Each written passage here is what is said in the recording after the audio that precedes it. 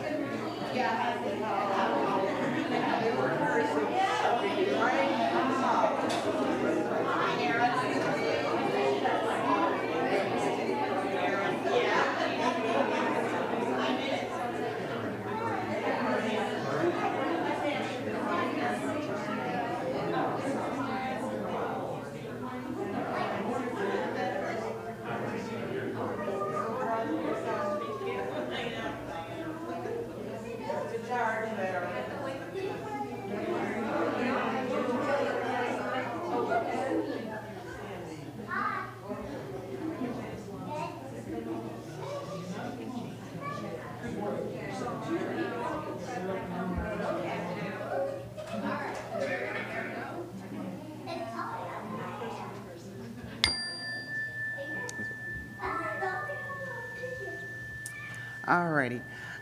For our online guests, if you'd like to share a joy or a concern or an announcement later in the service, you can do so by typing it in the chat space. Here in the chapel, if you have an announcement, please write it down and place it in the offering basket, and I'll read them at the end of the service. Eastrose is located in the homeland of the Upper Chinookan people, whose territory once spread across the life-giving plains and wetlands of the Wapato lowland along the Great River between Troutdale and Kalama. We acknowledge We acknowledge in particular the Multnomah and Shahala bands of Chinooks, as well as their neighbors, partners, and frequent visitors, the Clackamas, Cowlitz, Atfalati, Kalapuya, Malala, Klickitat, and others. These people live among us today. We enter this meeting house for kindness and comfort, May rough, worn hands and aching backs be healed. We enter this meeting house for hope and equality. May those who labor to survive live to know justice. We enter this meeting house of love and vocation. May our bonds of solidarity be strengthened. We enter this meeting house of courage and friendship. May we proceed hand in hand toward freedom.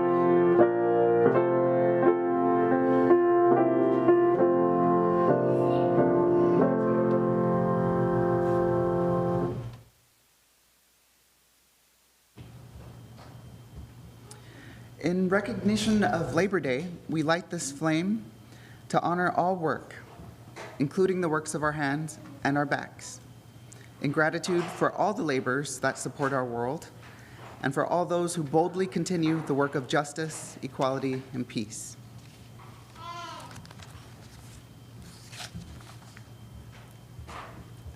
We're going to do a responsive reading, and the words will be on the screen. One is me, and many will be you. So, We Labor in Love by Amanda Udis Kessler. On Labor Day, we honor our work, physical and mental, paid and unpaid, joyous and heartbreaking. We give thanks for forgiveness, suffer its difficulties, and strive to make labor just and joyous for all. Our work can build our society, provide for our material needs, and give our life meaning. We labor in gratitude. Our work can damage our society and the planet, fail to sustain our material needs, and be meaningless.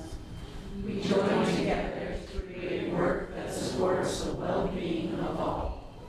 Our work can heal the world, help us understand who we are, and keep us safe. We labor in joy. Our work can harm the world, demean us, and expose us to danger. We join together to create work that is safe and humane. Our work can fill our days with accomplishments and our lives with stories. We labor in love. Our work can dissatisfy and alienate us. We may not be able to find enough work or any work. We join together to create work that blesses us, all people, and the planet.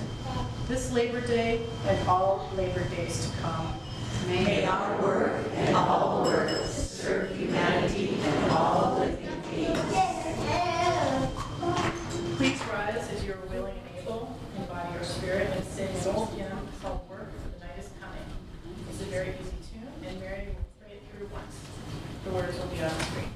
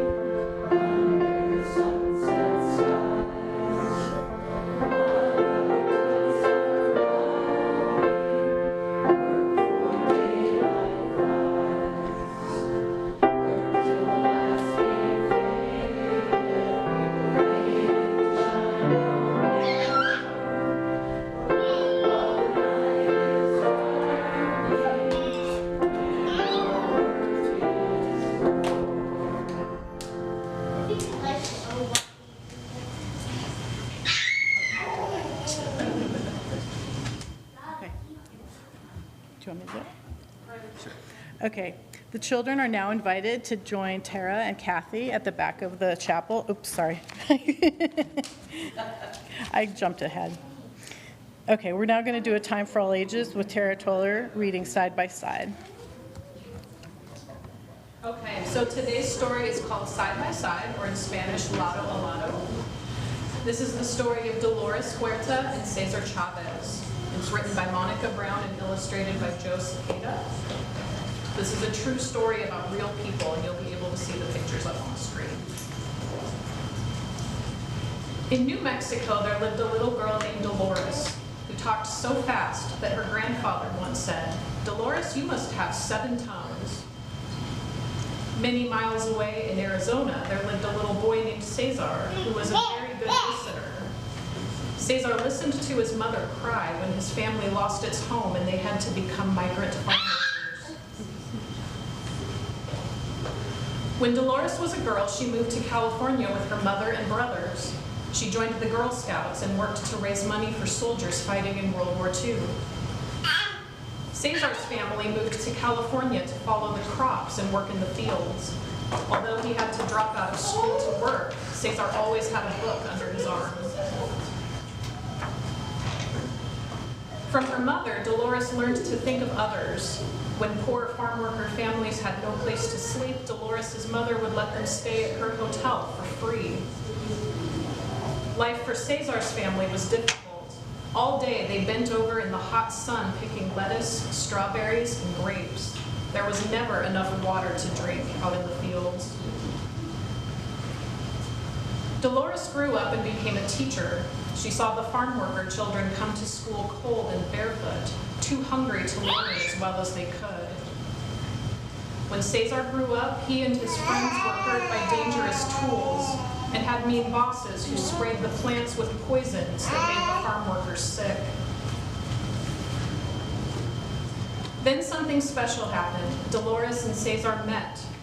Dolores saw that Cesar had great faith.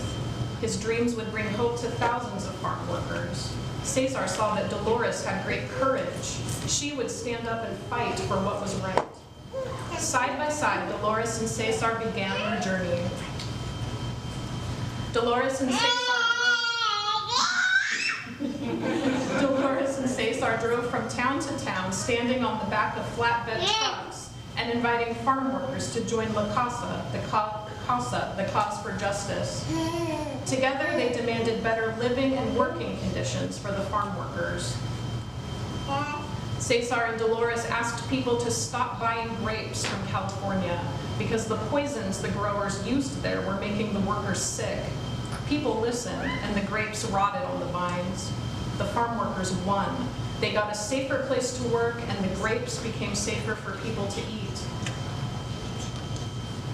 Cesar led men, women, and children on a 340-mile march to demand that workers get paid enough to live on.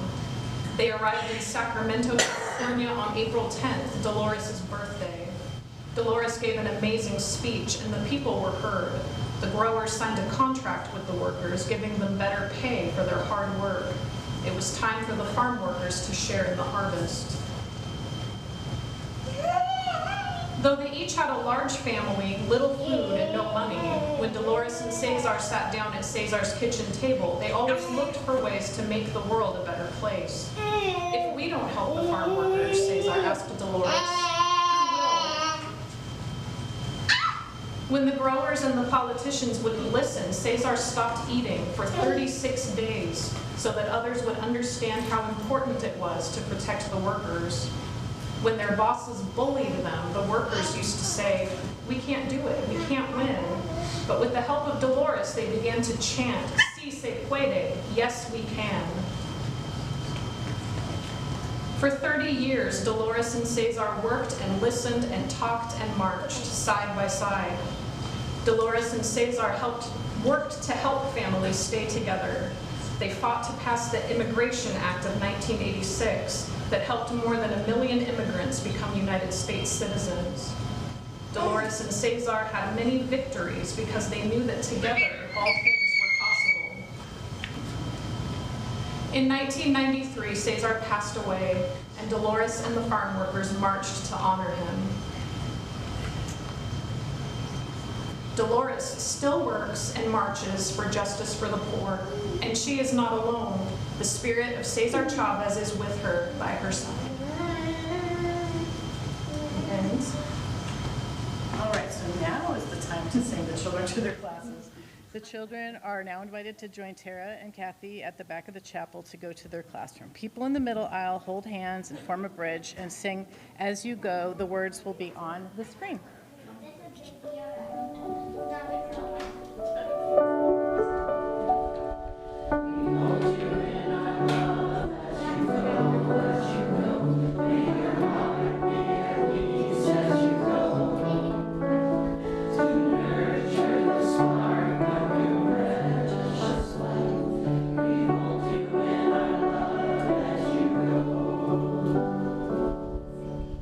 So please remain seated and sing hymn 22 in the gray hymnal, Dear Weaver of Our Lives Design. The words will be on screen.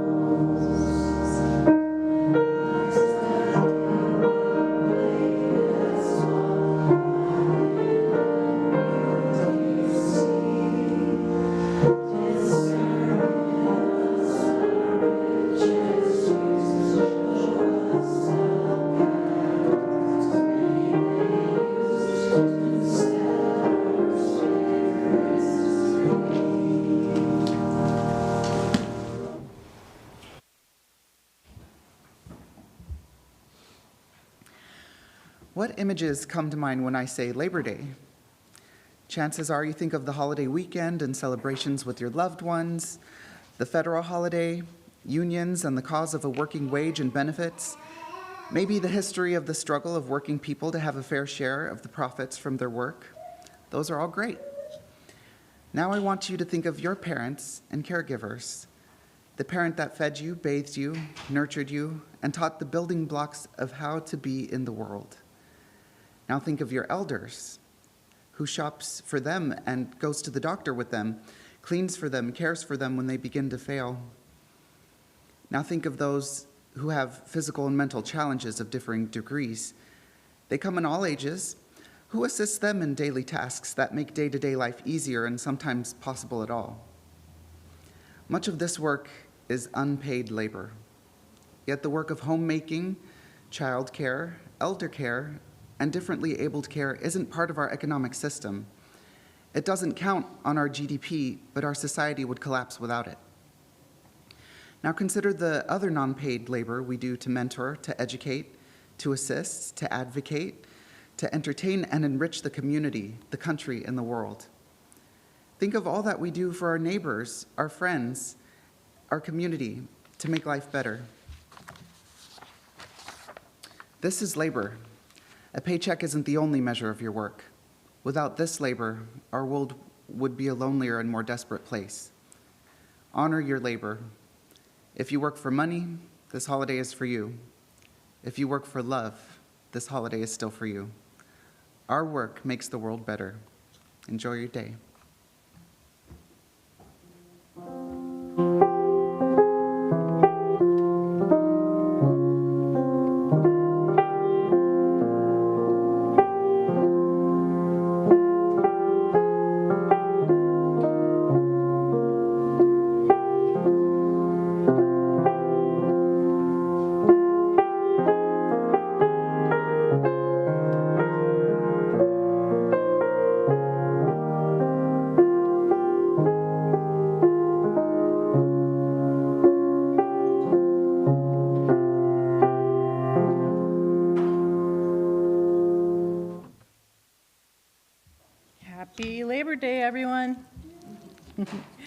What fun do you have planned?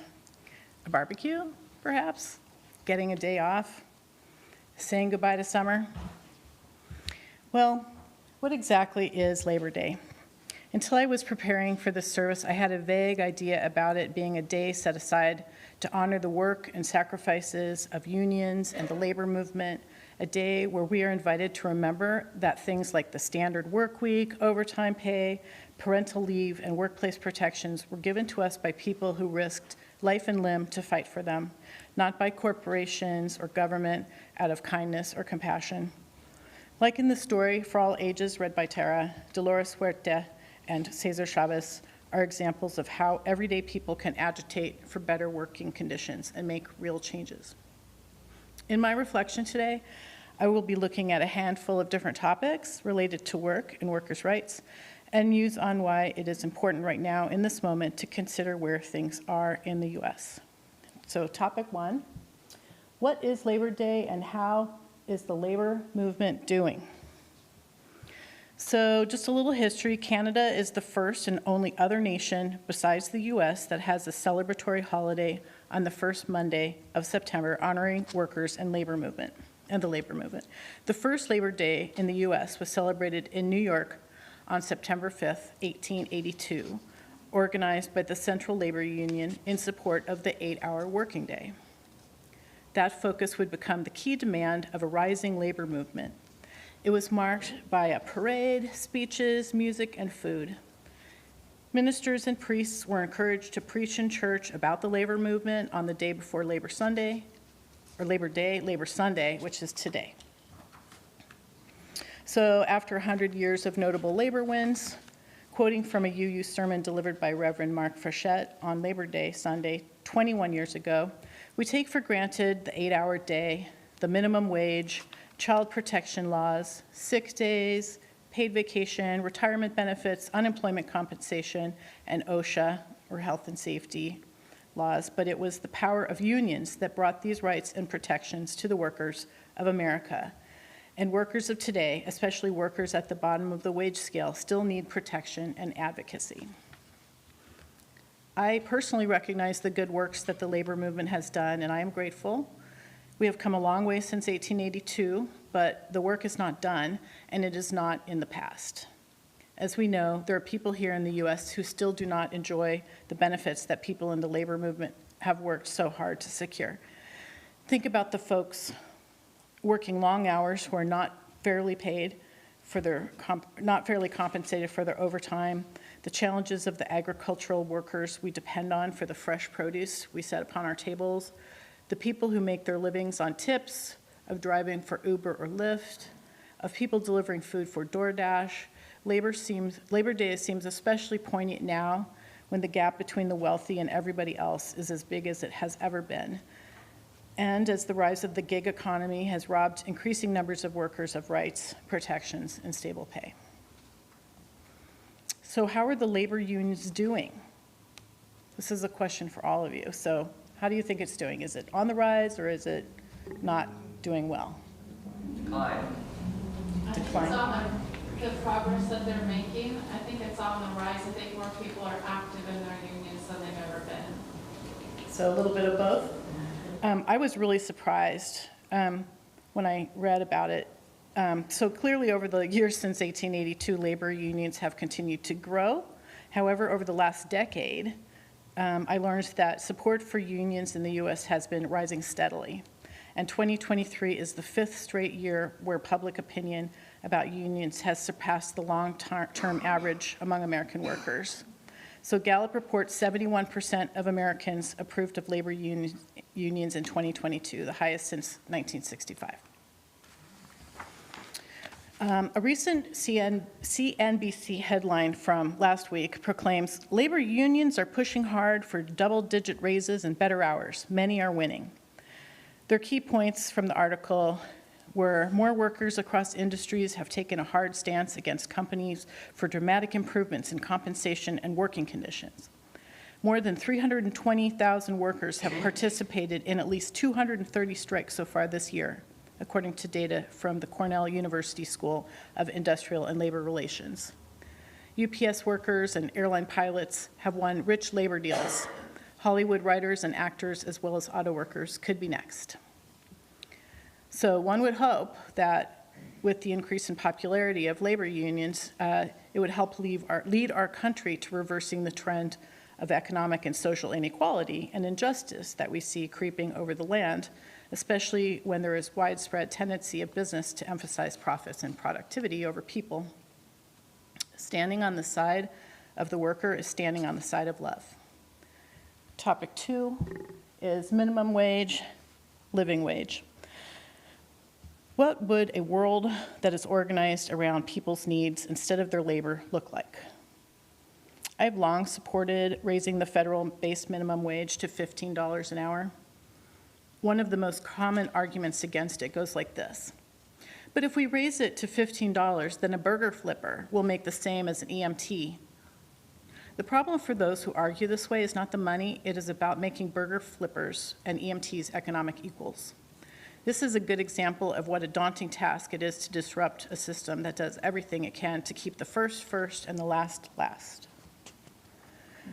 The sense that some people are more entitled than others, that some work is more deserving of a living wage than other work, that we must earn our worth through labor or wealth, this set of ideas is everywhere. And it is this deeply rooted sense of entitlement that holds up a lot of structural inequality in this country. Another way to look at it is we have internalized capitalism. Never mind that there is simply no moral justification for anyone to make less than a living wage in a country with so many billionaires. So, what is a living wage versus the base minimum wage? So currently the federal base minimum wage in the US is, it's $7.25. And it has not changed since 2009. So states have had to pick up the slack, and they are pursuing their own legislation to raise the minimum wage state by state. So the following states have passed legislation to reach a $15 minimum wage in 2023 and beyond, and some of them are higher than $15. So Connecticut will institute it this year. Delaware will raise it till 2025. Florida till 2026. Illinois 2025. Maryland to 2025, Massachusetts this year, New Jersey 2024, Rhode Island 2025, Virginia 2026, and they're joining other states that are already doing this. California and Oregon are two of them. So how far off is a minimum wage? Because we've been fighting for $15 an hour for a long time. So how far off is a minimum wage from a living wage? The calculations for this vary from state to state, depending on cost of living, obviously. However, the consensus is that a living wage is one that provides individuals with enough income to support themselves without falling below the federal poverty line. It gives workers and their families the means to maintain a decent standard of living so that they can afford housing, health care, food, education, have regular savings, and other basic necessities. And I found that there's an MIT has a livable wage calculator online, and I was going to rattle off some of the livable wages for different states, but it would have taken a while. So I'm just going to say that in Oregon, and you can look at it based on like single parent, 2 parents working, number of kids. So in Oregon, a single mom with 2 kids needs $48 an hour for a livable wage. So that's a little bit different than the $15 an hour. So establishing a living wage and an approximate income needed to meet a family's basic needs would enable the working poor to achieve financial independence while maintaining housing and food security. Do we think this will happen? Okay, next slide is topic 3, income disparity and quiet quitting. So I think we all here probably get the idea that there's a big gaping chasm between the wealthy, the ultra wealthy in this country, and everybody else. Those in the billionaire class are completely out of touch with what average people must deal with daily in terms of income and expenses, survival. And guess what? They don't care. They don't. As we see the cost of living more than double in the last 20 years, we all know and can feel that income has not kept pace at all. Income growth has been slow as molasses in January for the lower and middle class workers over the last 30 to 40 years, and I personally have felt this. I saw my income stagnate and then just creep along for the last 20 years. But my expenses have ever grown, you know. We used to talk about millennials never being able to own houses a few years back. We now need to talk about how Gen Zs are going to have a hard time at being able to afford renting an apartment on their own. Because although we're seeing movement toward increasing minimum wage, it just does not keep pace with the living wage requirement. And because we've been told for as long as we can remember that with a little bit of spit and elbow grease, we too can be successful. It has been hard to shake off the notion that it is our own fault we cannot make it. How can people, especially younger generations, not internalize the stress of trying to get ahead and not seeing progress? It is not tenable to keep working your butt off if you cannot achieve what we have been sold as success. Introducing quiet quitting. Perhaps you've heard of it. So does anyone here know what quiet quitting is? You want to shout it out? Basically, you go to work, but you stop doing your job. Yep. So with quiet quitting, you still go to work. You still perform your duties, but you no longer subscribe to the hustle culture that demands work must be your life. Younger workers around the world are no longer willing to burn themselves out and rip themselves up internally to succeed. It sounds dramatic and dangerous to say quiet quitting, but it is not. It is, in fact, a lack of drama. Quiet quitting can manifest in something as simple as not accepting additional work without additional pay. It could be setting your personal boundaries at work. Like, I'm not going to work after 5 p.m. and just leaving it at that. This approach is not for everyone, but it is a trending topic, and I wanted to bring it up. Personally, I think it sounds really healthy, and I have started to institute quiet quitting in my own life. The next topic 4, eat the rich. So I thought I would end with eat the rich to be funny. That's my version of funny, anyway. When we talk about income disparity and exploiting the working class, I naturally think about the French Revolution, and of course the quote that was erroneously attributed to Marie Antoinette, "Let them eat cake." Eat the rich is a quote from Rousseau used in the context of the French Revolution. When the people shall have nothing more to eat, they will eat the rich. In the 21st century, the phrase is being used in response to the increasing wealth inequality and food insecurity, so it would make sense to eat them if you were hungry. In the United States, the phrase was chanted in 2019 by the crowd at a rally for Democratic candidate Elizabeth Warren. I remember that, in approval of her positions on wealth redistribution and the wealth tax. Chant with me, everyone. Eat the rich, eat the rich. Okay.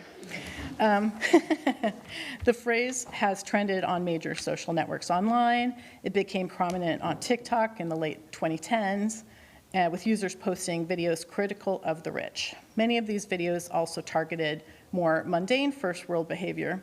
In some cases, these videos were produced to demonstrate the hypocrisy of those who use the phrase while enjoying the comforts of a first world society. It's a first world problem.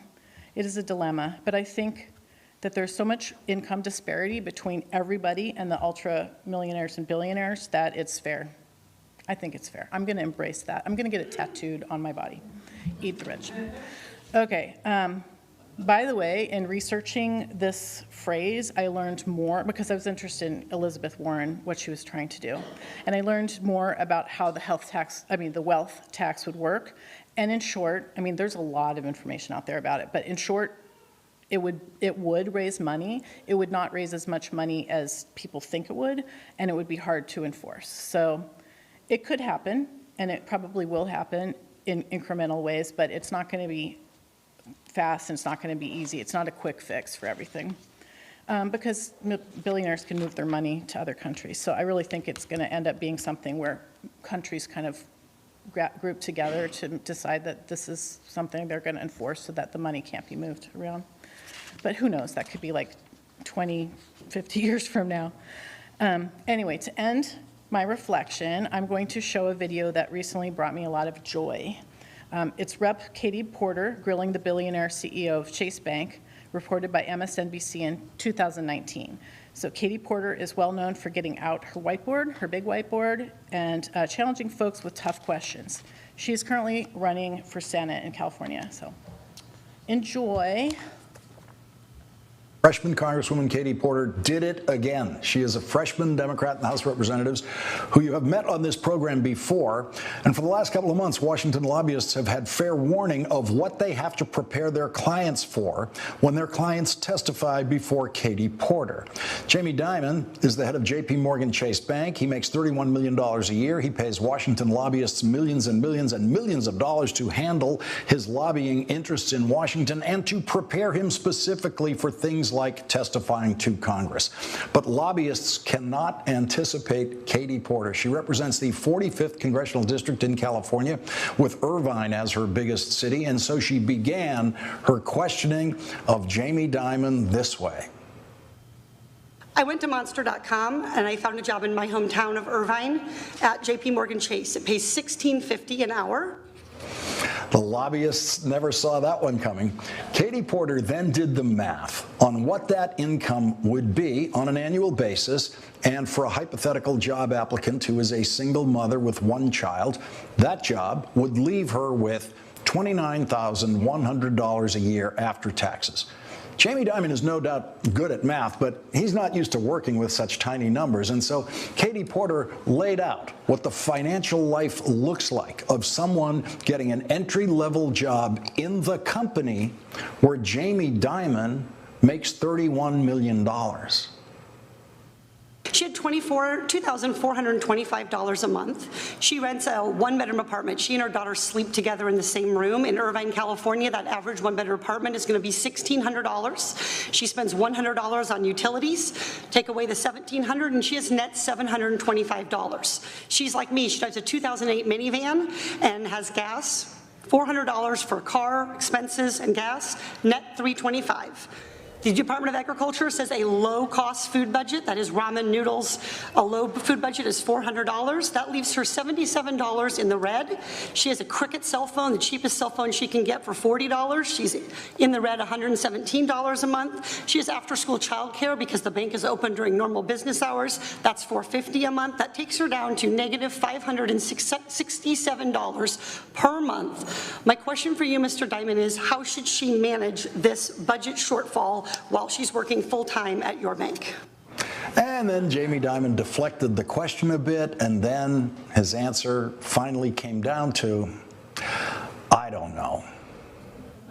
She's short $567. What would you suggest she do? I don't know. I'd have to think about that. Would you recommend that she take out a JP Morgan Chase credit card and run a deficit? I don't know. I'd have to think about it. Would you recommend that she overdraft at your bank and be charged overdraft fees? I don't know. I'd have to think about it. Katie Porter gave Jamie Dimon all the time in the world, and it never occurred to him that maybe he could pay that worker an extra $567 a month. It never occurred to him that maybe he could take $567 a month less in income so that a struggling worker at the bottom of his payroll could survive. If questions like this were on the SATs, Jamie Dimon would not be sitting where he's sitting today. Katie Porter was asking a math question and a humanity question rolled into one, and Jamie Dimon and his lobbyists flunked. Katie Porter persisted until Jamie Dimon became speechless. She's still short $567, as are all of your employees in Irvine, California. Any ideas? Nope. Okay, moving on. I'd love to call her up and have a conversation about her financial affairs and see if we can be helpful. See if you can find a way for her to live on less than the minimum that I've described. Just be helpful. Well, I appreciate your desire to be helpful, but what I'd like you to do is provide a way for families to make ends meet.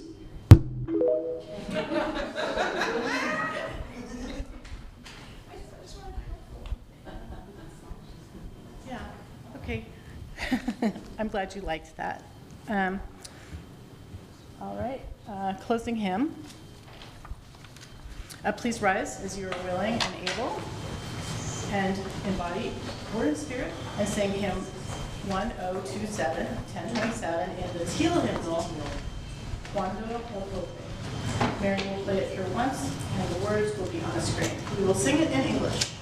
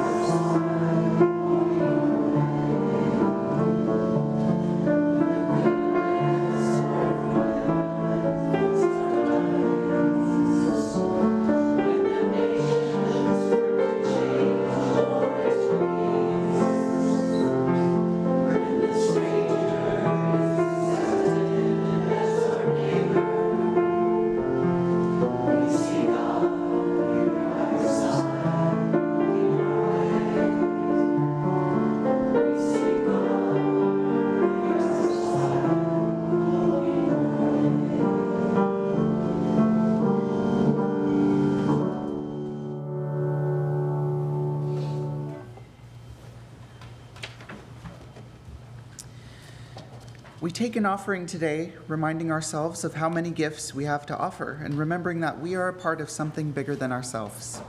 Here at Eastrose, we share half of our offering with a community nonprofit that we support. This quarter, we support Outgrowing Hunger, an organization that builds and operates community farms and gardens for refugees, immigrants, and people who care about affordable access to real food in Portland and Gresham. If you attend online, you may donate by visiting our website and clicking the donate button, or you can scan the code on the screen. If you're a first-time visitor, please let the basket pass. Your presence is your gift to us today. We'll now receive an offering of the support of this religious community and its work in the world. You're invited to give generously and joyfully as you're willing and able.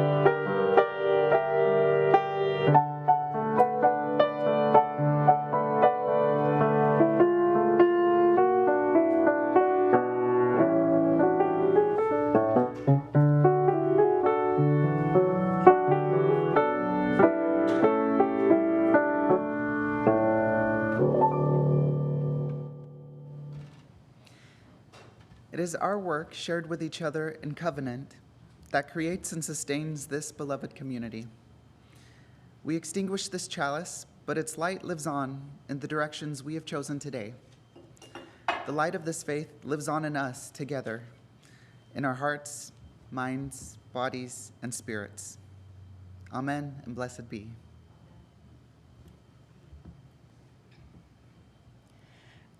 Benediction, That Which is Worthy of Doing by Steve J. Crump. That which is worthy of doing, create with your hands. That which is worthy of repeating, speak with a clear voice. That which is worthy of remembering, hold in your hearts. And that which is worthy of living, go and live it now.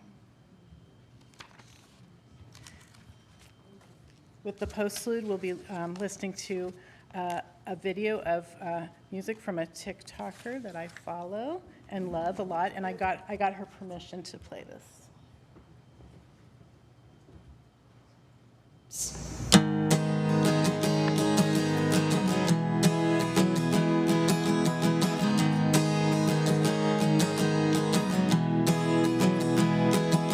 My sister can't afford a house and she thinks it's her fault.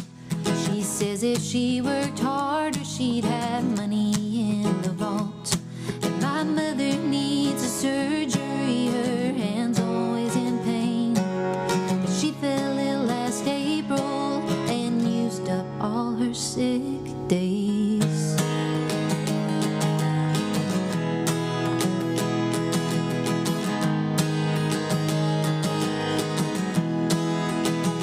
They say the homeless need to disappear, extract them like a tumor, a stain on our society. They're all broken consumers. Don't try to put the blame on us, they ruin their own lives. It's not our fault that they got hooked on drugs that we prescribed. Stars for the silver spoons, stripes for the poor, stars for the nightly news, stripes if you oppose the war, stars if you steal the land, stripes if you take a stand, stars if you march in time, stripes if you don't fall in line.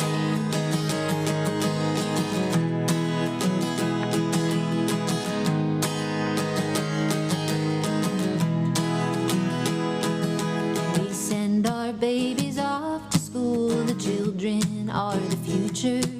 Then teach them how to hide beneath their desk for active shooters. Oh, we could make a difference if we weren't so fucking tired. But who's got time to fight when we're just trying to survive? Stars for the silver spoons, stripes for the poor, stars for the nightly news, stripes if you oppose the war, stars if you steal the land, stripes if you take a stand, stars if you march in time, stripes if you don't fall in line. They want a standing ovation for the hero nation. But why should we, when the man on the corner begging for a quarter lost his legs on your orders? Stars for the silver spoons, stripes for the poor, stars for the nightly news, stripes if you oppose the war, stars if you steal the land, stripes if you take a stand, stars if you march in time, stripes if you don't fall in line.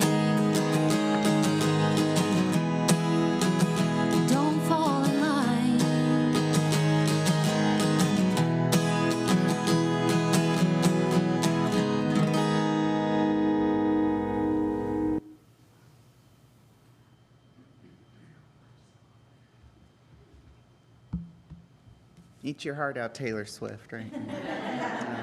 Heavy, heavy stuff, but that's why I love this community, because you're not afraid to go there. We're not going anywhere without each other, right? All right, announcements. Do we have any? Did we get any announcements? We got this one. There's a few in the thing. So we've got choir interests. Mary Reese asks who might be interested in putting together a choir for Christmas Eve. Please let her know if you're interested. Christmas Eve is on a Sunday evening this year. I know I'm 100% interested. I know Luna's interested, and so it'd be nice to sing with you guys. Improv class. Eastrose member Deanna Hall will be teaching an improvisation class in the sanctuary at 6:15 on the first and third Fridays now through November 17th. And we've got one more here. Religious education volunteers wanted. Our religious education group is growing, and we need a few fun-loving volunteers in the classroom. Are you interested in spending one Sunday a month with our kids? No committee or outside prep work is needed, just a background check. For more info, please talk to Tara Toller. And today is Potluck Sunday. And all right, well, the service is now ended, but our work is never over. If you are attending online, exit YouTube and connect to Cafe Conversations via Zoom. Those of us here at Eastrose are invited to remain and have some coffee and visit. We hope to see you all next week. Bring a friend.